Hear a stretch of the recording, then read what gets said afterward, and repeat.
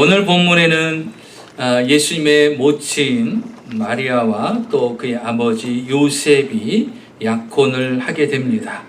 자, 그런데 이 마리아가 요셉과 동침을 하기 전에, 동거하기 전에 놀라운 일이 생겼어요. 이 처녀인 마리아에게 임신하는 일이 생겼다라는 것이죠. 자, 오늘 성경 18절에 보면 성령으로 잉태된 것이 이렇게 기록하고 있습니다. 여러분 한번 생각해 보세요. 결혼하지 않았는데, 함께 동거하지도 않았는데 그 여인이 잉태를 했다면 얼마나 남자 입장에서는 충격이겠어요. 그래서 그때 당시 율법에는요, 만약에 이 여인이 그런 죄를 범했다면 돌에 맞아 죽게 됩니다. 자, 그런데 의로운 요셉은 이 일을 어떻게 합니까? 조용히 가만히 끊고자 합니다. 다시 말하면 이혼 증서를 조용히 주고 이 마리아에게 해가 입지 않도록 그렇게 조용히 끝내려고 했어요. 무슨 사연이 있겠지, 어떠한 일이 있겠지 하고 이 요셉은 너그러운 마음으로 이 부인에게 그냥 이혼 증서를 주고 조용히 끝내려고 했어요. 자, 그런데 그날 어떤 일이 일어났냐면 주의 성령이 그에게 나타나셨어요. 그리고서 오늘 본문 20절에 이렇게 말합니다. 다윗 자손 요셉아, 내 아내 마리아 데려오기를 무서워하지 말라. 그에게 잉태된 것은 성령으로 된 것이다. 아내 데려오기를 두려워하지 말라는 거예요. 자, 남편도 마찬가지예요.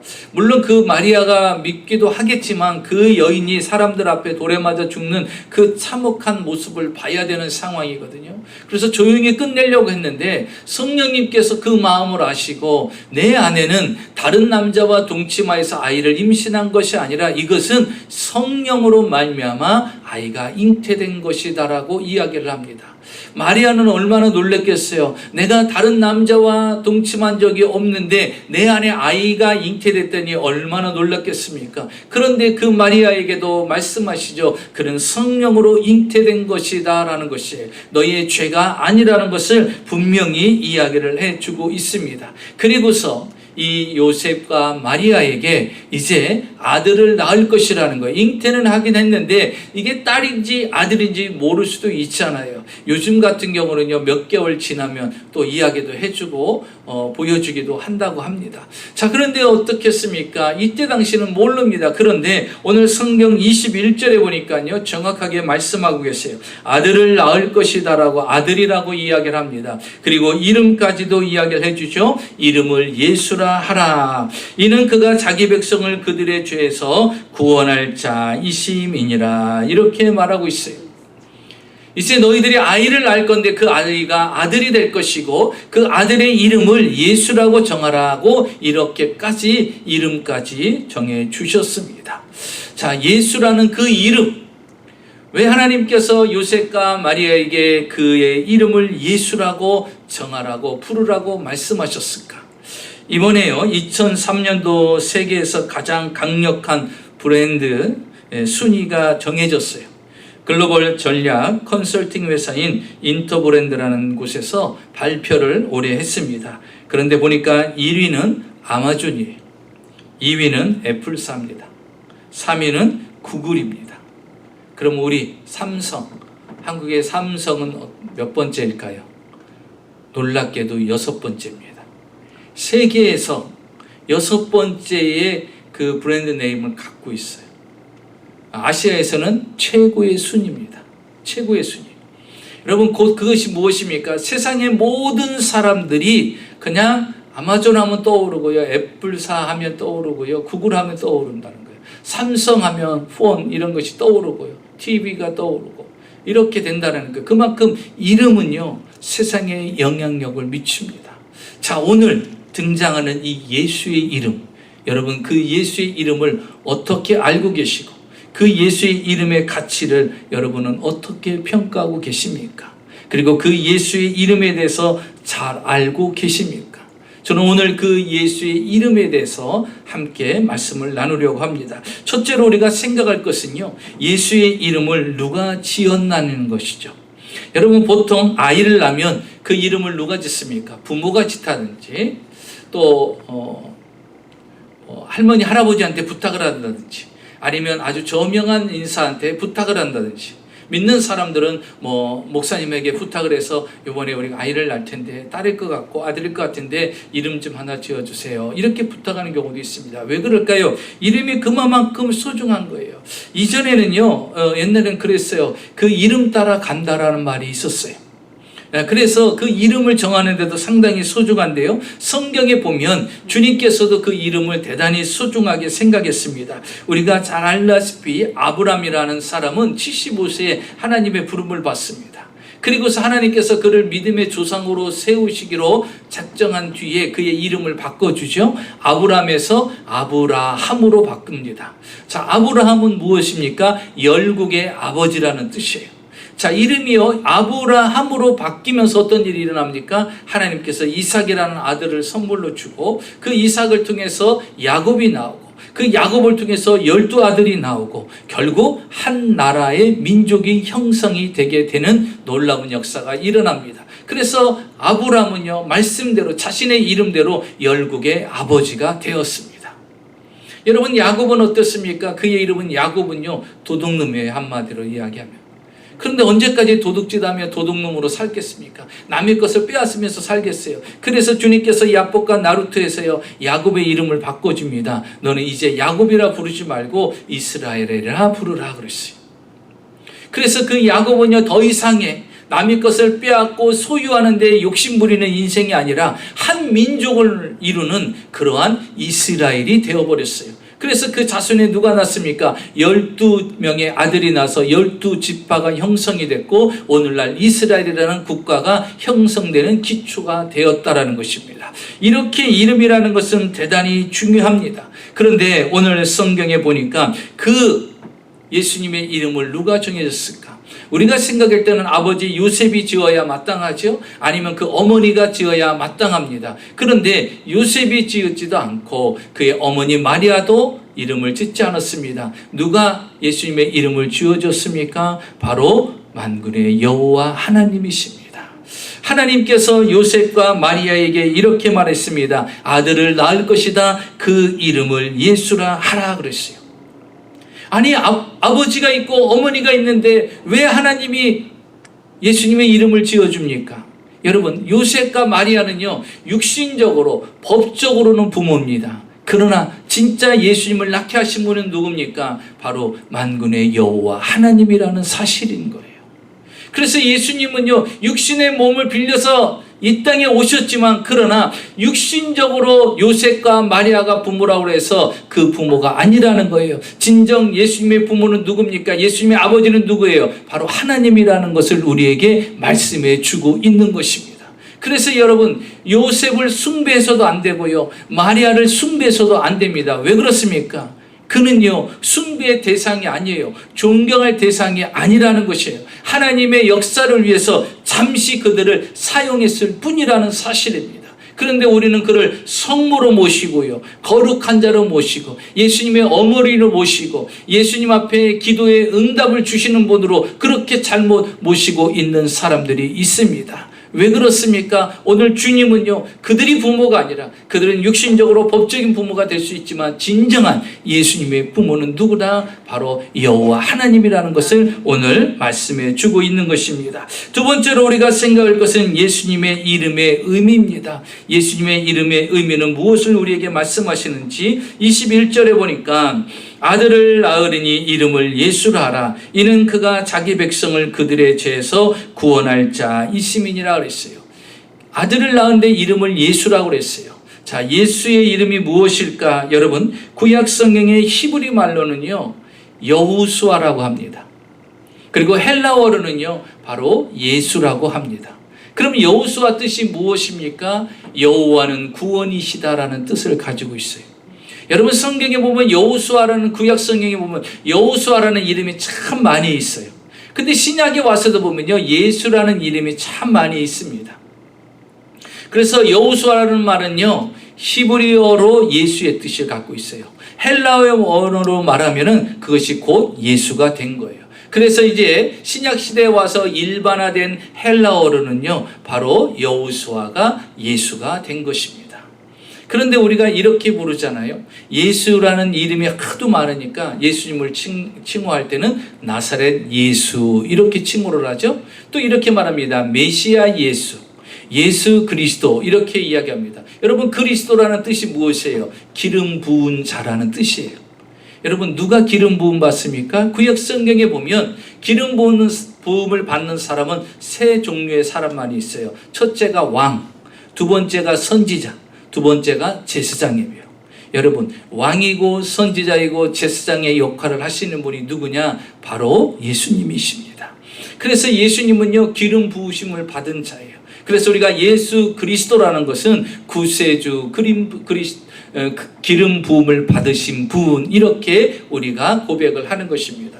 여러분, 우리가 바이든 대통령 이렇게 하잖아요. 바이든은 이름이고 대통령은 직책인 거예요. 바로 예수 그리스도라는 것은 예수님은 우리의 구세주가 되시고 그리스도라는 것, 그분은 기름 부으심을 받은 분이라는 그러한 그의 사명과 직책을 표현하는 것입니다. 자, 이렇게 예수의 이름이 우리 가운데 임하게 됐는데, 자, 예수 그리스도의 이름이 뜻이 무엇입니까? 오늘 성경은 이렇게 말하고 있습니다. 자기 백성을 구원할 자라 그랬어요. 예수의 뜻이 뭐예요? 자기 백성을 구원할 자라는 거예요. 자, 여기서 이 한 구절에 우리는 놀라운 사실을 발견해야 됩니다. 그게 뭐냐면 예수님의 구원의 범위가 나와요. 주님은 어떤 사람들을 구원하시는가? 주님의 구원의 범위가 무엇이냐? 여러분 보세요. 뭐라고 말합니까? 자기 백성을 구원할 자라고 했어요. 인류를 구원하는 게 아니에요. 우리가 잘못 알면 안 됩니다. 인류를 구원하는 게 주님의 목적이 아니에요. 왜냐하면 인류를 구원하실 목적이면요, 예수님을 보낼 필요가 없어요. 왜? 그냥 다 인류를 구원하시면 돼요. 그렇죠? 그런데 예수 그리스도를 이 땅에 보내신 거예요. 그래서 누구든지 그를 믿기만 하면 구원을 얻게 만들어 주신 거예요. 그러니까 하나님께서 보내신 예수 그리스도를 믿어야만이 누가 되는 거예요? 자기 백성이 되는 거예요. 그래서 오늘 성경은 분명히 이렇게 말합니다. 하나님이 예정하여 자기 백성을 삼으신 그 자기 백성을 구원하기 위해서 이 땅에 오셨다라는 거예요.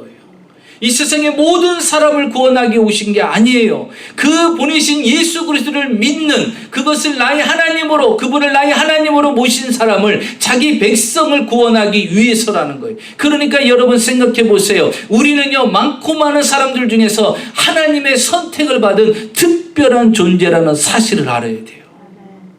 이게 오늘 나오는 여러분, 하나님이 말씀하시는 자기 백성이에요. 저와 여러분을 구원하시기 위해서 예수 그리스도를 이 땅에 보내셨다라는 거예요. 자, 보세요. 자, 예수는 무엇이라고 그랬어요? 죄에서 구원하시기 위해서라는 거예요. 주님이 이 땅에 오신 목적은요, 죄에서 우리를 구원하시기 위해서, 자기 백성을 죄에서 구원하시기 위해서 오신 것이 주님의 목적이라는 사실입니다. 그래서 우리는요, 하나님의 백성이 되어야 돼요. 주님은 그 백성을 구원하기 위해서 왔어요. 그 백성이 되지 않으면요, 우리는 예수 그리스도를 통하여서 구원을 받지 못합니다. 여러분 보세요. 세상의 모든 종교가 예수님을 인정합니까? 그렇지 않아요. 예수님이 오직 구원자요, 길이요, 진리요, 생명이라고 인정합니까? 다 그렇지 않아요. 심지어 예수님은요, 십자가의 죽으심조차도 인정하지 않습니다. 예수님은요, 참신이라고도 인정하지 않는 사람들이 얼마나 많이 있습니까? 그런데 그 예수를 나의 하나님으로 모시는 사람은 그의 백성이 되어서 그분의 구원을 얻게 된다라는 사실입니다. 그러면 우리는 세 번째로 생각할 것은 예수님의 탄생의 의미를 우리는 생각해 봐야 됩니다. 왜 예수님을 이 땅에 오시게 하셨는가? 자, 예수님이 오셔서 이 땅에 하시는 일이 무엇인가? 예수님의 이 땅의 탄생의 의미는 무엇일까? 오늘 본문 22절과 23절을 보겠습니다. 22절에 보니까 이렇게 말씀하십니다. 이 모든 일이 된 것은 주께서 선지자로 하신 말씀을 이루려 하심이라. 여러분, 예수님께서 이 땅에 오신 것은 그냥 오신 게 아니에요. 이미 구약에 선지자를 통해서 예언하신 말씀이잖아요.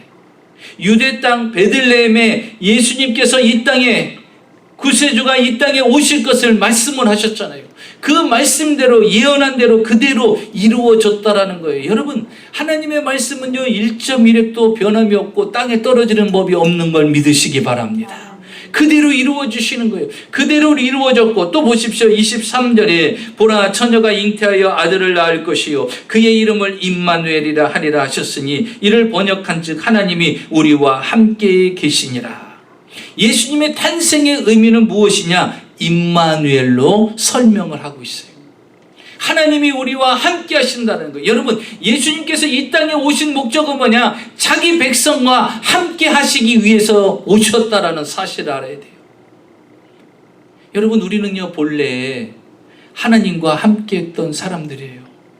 하나님은 임마누엘의 하나님으로 우리 가운데 역사하셨어요. 아담과 하와를 창조하시고요, 에덴 동산에 살게 만들었죠. 그리고 주님은요 그 에덴 동산에 있는 아담과 하와와 늘 동행했어요. 늘 임마누엘 하나님으로 함께 하셨어요. 그런데 아담과 하와가 선악과 열매를 따먹음으로 인해서 어떻게 됐어요? 하나님이 함께하는 관계가 무너져 버렸어요. 더 이상 하나님은 인간과 함께할 수 없어요. 하나님은 임마누엘 하나님으로 함께하기를 원했는데 그들이 하나님의 명령을 어기고 선악과 열매를 따먹고 이제 어떻게 해서 하나님과 멀어진 삶이 되어버렸습니다. 그런데 여러분, 우리 주님이 이 땅에 오셨어요. 이 땅에 보내신 이유가 뭐라고 말합니까? 임마누엘 하나님. 하나님이 다시 우리와 함께 하시기 위해서 이 땅에 오셨다라는 거예요. 하나님과 사람 사이에 막혀져 있는 담을 헐기 위해서 예수님께서 화목제물로 십자가에 죽으시기 위해서, 왜? 이 임마누엘이 다시 회복되기 위해서 주님이 이 땅에 오신 거예요. 그래서 십자가에 죽으셨어요. 여러분, 십자가의 죽으심으로 뭐가 회복이 됐습니까? 임마누엘 하나님이 회복이 된 거예요. 그래서 주님이 우리와 함께 하십니다. 그래서 우리가 예수를 믿으면요 그때부터 하나님이 나와 함께 합니다. 임마누엘 하나님이 나와 함께 하시는 거예요. 여러분, 하나님은요 우리가 죄를 범했음에도 불구하고 한 번도 우리 곁을 떠난 적이 없어요. 여러분 보세요. 430년 동안 애굽에서 종노릇했던 이스라엘 백성들을 출애굽시키고 난 뒤에 주님은 어떻게 하셨습니까? 45년 동안 이스라엘 백성들에게 어떤 하나님으로 나타나셨죠? 임마누엘 하나님으로 나타나셨어요. 아침마다 일어나면요 만나로 그들에게 먹입니다. 여러분, 아침마다 만나가 떨어진다는 건 뭐예요? 하나님이 이스라엘 백성들과 함께 계신다는 거 아니에요? 먹을 양식을 준다라는 거 아닙니까? 주님이 우리와 함께 하시네. 우리가 천막을 치고 지금 살고 여기서 생활하고 이 광야에서 있는데 주님이 아침마다 우리에게 만나를 주시네. 낮에는 구름 기둥으로 밤에는 불 기둥으로 역사하세요. 낮에 더운 광야를 지나가는데 구름이 덮여가지고요 주님만이 하실 수 있는 능력으로 이스라엘 백성 가운데 함께 하세요.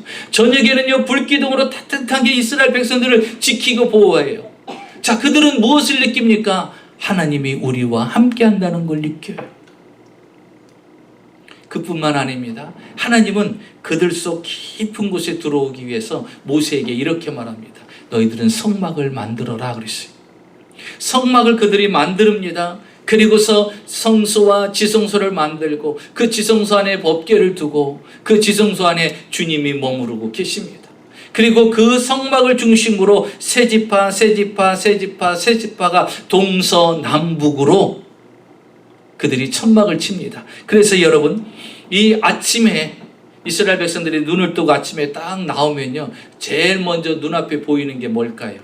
성막이 보이는 거예요. 동쪽에 있는 사람, 서쪽에 있는 사람, 남쪽에 있는 사람, 북쪽에 있는 사람 다 똑같이 눈을 뜨면요 성막을 중심으로 성막을 쳤기 때문에 다 눈 뜨면 보이는 게 성막입니다. 이 말은 뭐예요? 하나님이 너희들 곁에 계신다는 거예요. 그거 항상 인식하라는 거예요.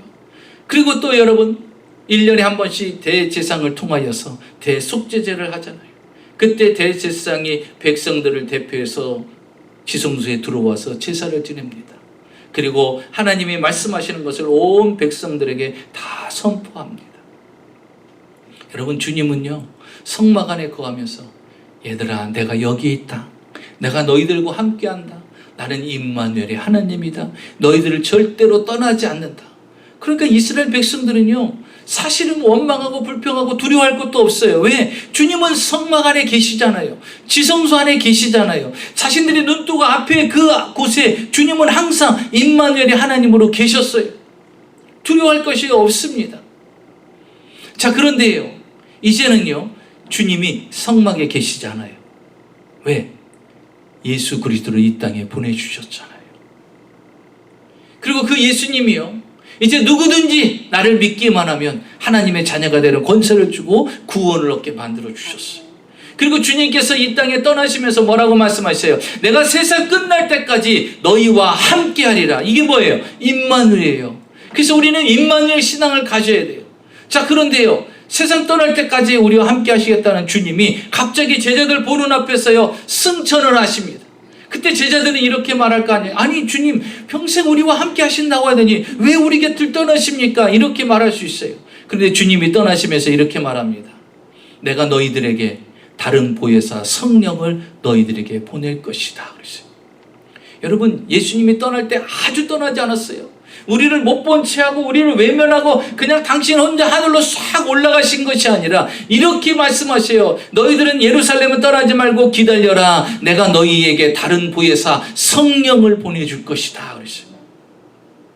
그래서 여러분, 그들은 모여서 기도했어요. 성령이 그들 가운데 임하여서 어떻습니까? 이제는 성령이 그들과 함께 하셔요. 여러분, 성령이 무엇입니까? 파라클레토스, 보내심을 받아 우리 곁에서 도우시는 분, 그분이 바로 성령님이시에요.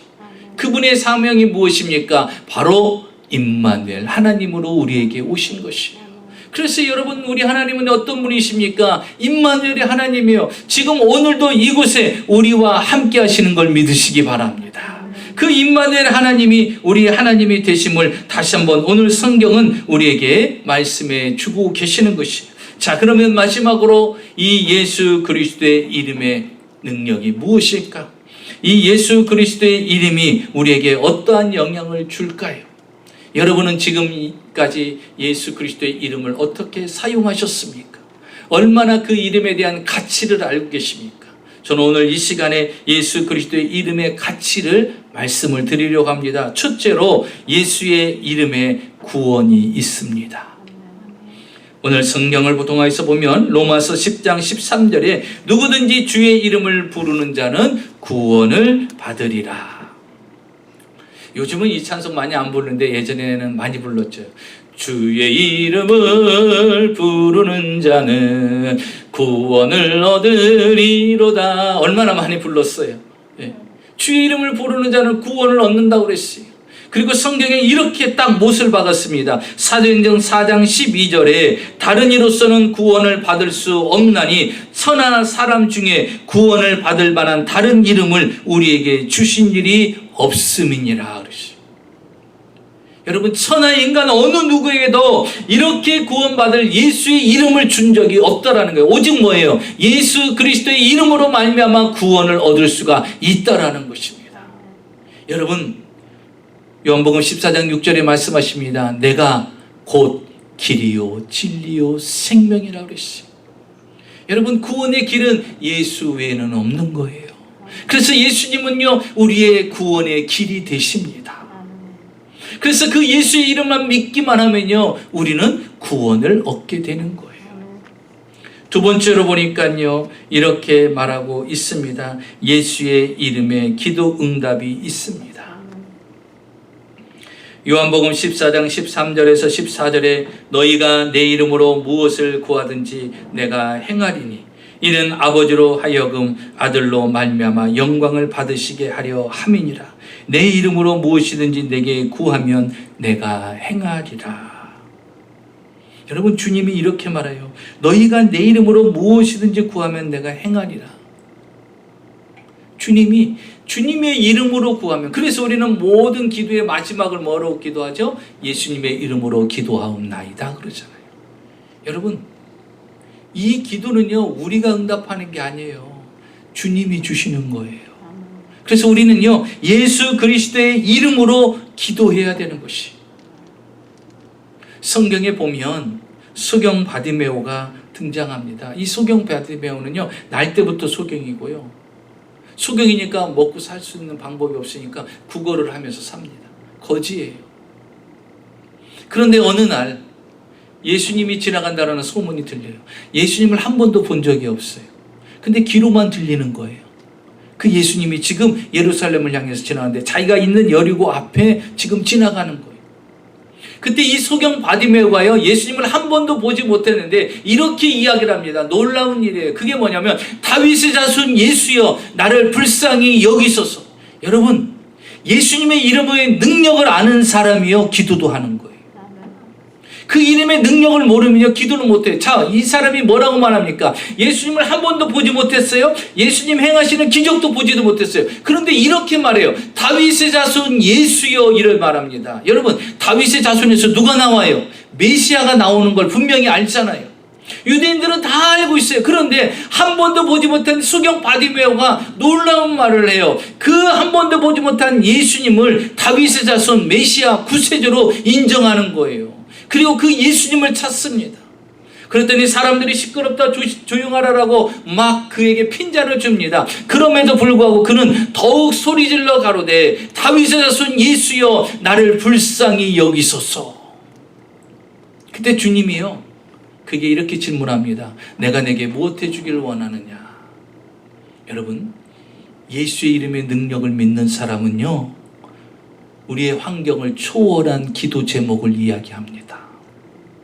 평범한 것도 응답해 주지만요 하나님은 우리의 환경과 형편과 상황을 초월한 것도 뭐라고 말합니까? 주여 보기를 원하나이다. 그럼 옆에 있는 사람이 속으로 그럴 거예요.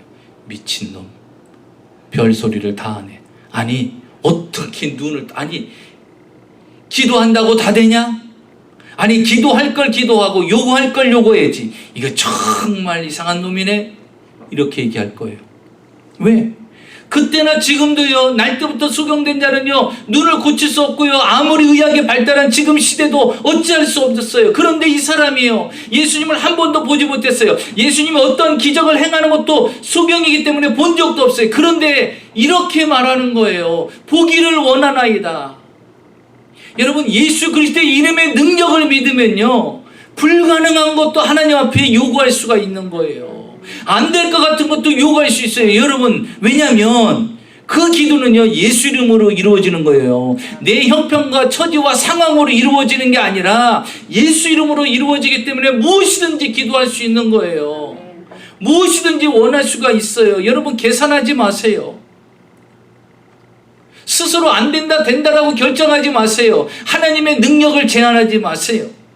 이게 믿음 없는 거고요 이게 불신앙입니다. 여러분, 왜 내가 하나님의 능력을 제한합니까? 주님이 뭐라고 말씀하세요? 내가 보기를 원하나이다. 그랬더니 주님이 말씀하세요. 내 믿음대로 될지어다 라죠. 여러분, 그 자리에서 눈이 떠요. 놀랍지 않습니까? 여러분, 주님이 하시려면요 오늘 오전에도 되고요 1분 뒤에도 되고요 10분 뒤에도 되는 거예요. 우리가 예수 그리스도의 이름의 능력을 믿어야 돼요.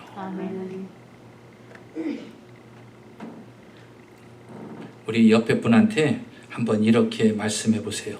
입 떴다 뭐 하십니까? 한번 해보셔봐. 입 떴다 뭐 하십니까? 그럼 뭐예요? 기도해야지. 먹는 데만 열심히 하는 게 아니라 그냥 내 육신을 보충하기 위해서, 견디기 위해서 밥만 열심히 먹는 것이 아니라 입은요 여러분 그냥 사용하지 않으면요 다물고만 있어요. 그러니까 어떻게 해야 돼요? 내가 입을 열어서 기도해야 되는 거예요. 여러분, 쉬지 마세요. 길을 가도 그냥 앉아 있어도 그냥 입은 뭐예요? 얘가요 매일 하루 종일 입을 벌린다고 해서요 주인님 저 피곤합니다. 쉬어야 됩니다. 그만하세요. 저 지쳤어요. 막 이렇게 한 적 없잖아요. 그런데 놀라운 사실은요 친구랑 만나서 수다를 떠는데 2시간은요 하나도 안 피곤해. 그러면서 이렇게 말합니다. 우리 다시 만나서 이야기하세요 그래요. 그렇게까지 이야기하고서도요.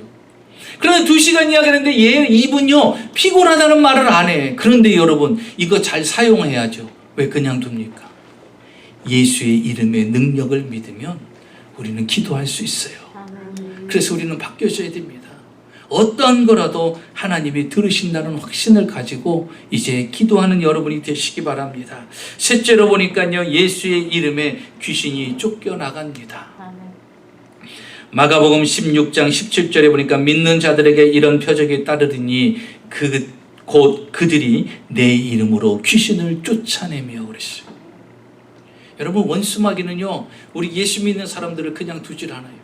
어떻게 해서라도 가정에 저주가 임하게 만들고, 고통스럽게 만들고, 일이 뒤죽박죽으로 꼬이게 만들고, 형통하지 못하게끔 만듭니다. 그래서 좌절과 절망 가운데 들어가게 만들어요. 그러면 여러분 보세요. 우리가 정상적인 삶을 살아가야 되는데 정상적인 삶이 아니잖아요. 그럼 우리는 어떻게 해야 돼요? 나의 삶을 괴롭게 하고 힘들게 만드는 원수마귀를 쫓아내야 돼요. 내 가정의 평화를 깨뜨리는 원수마귀는 떠나갈지어다.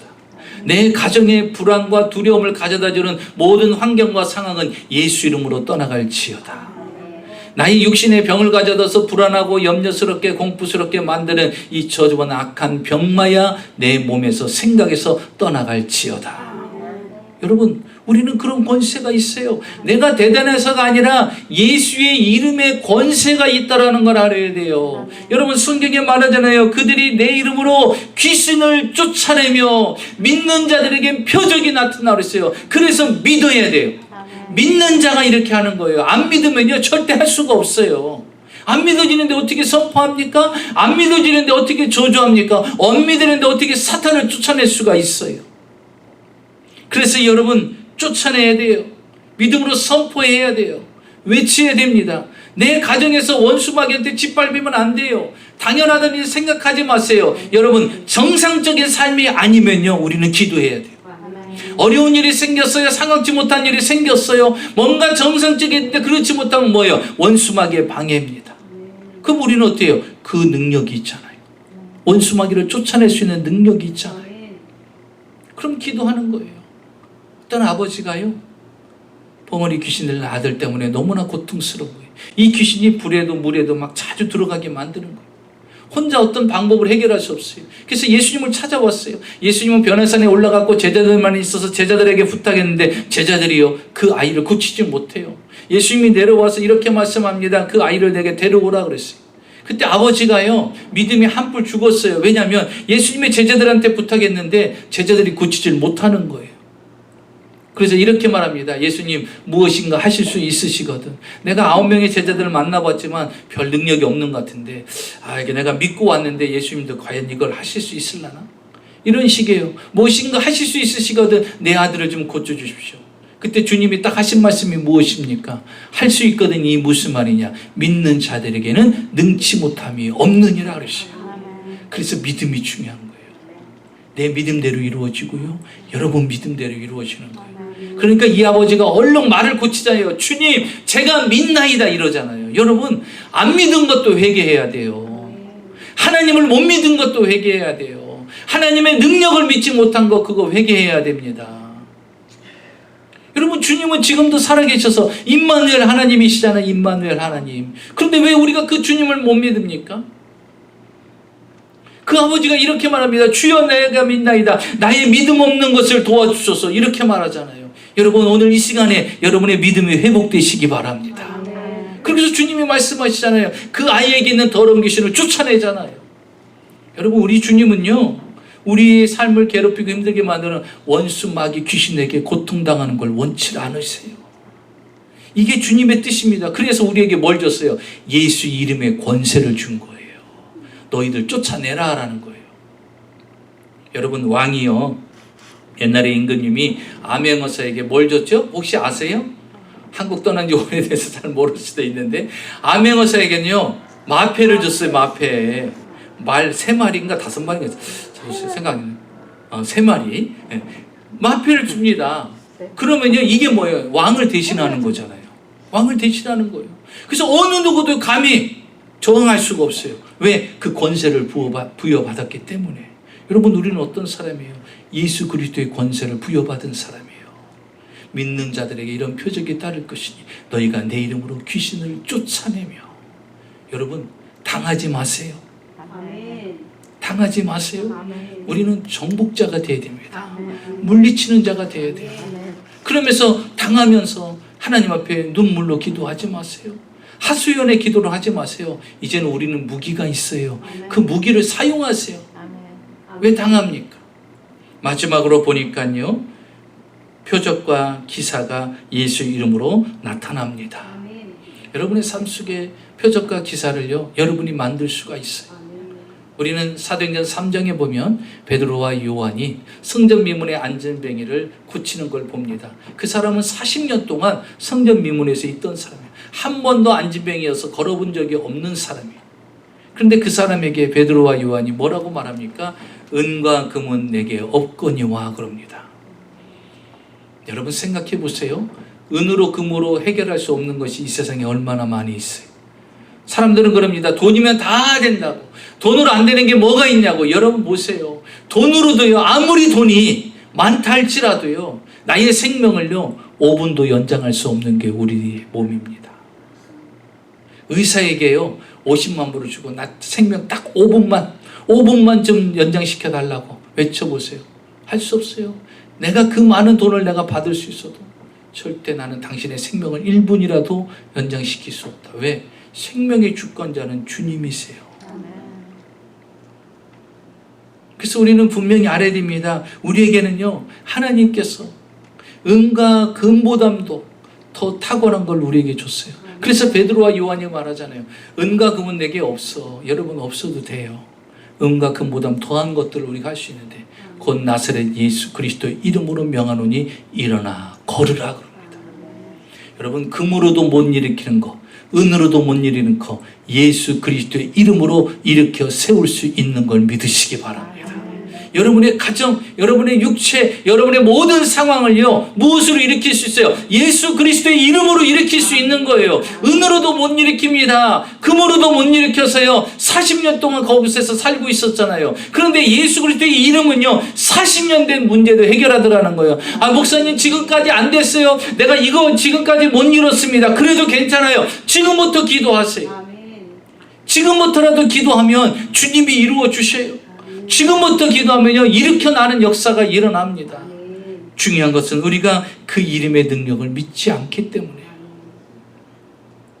40년 동안 한 번도 걷지 못했던 그가 일어나서 걷는 역사가 일어나게 됐습니다.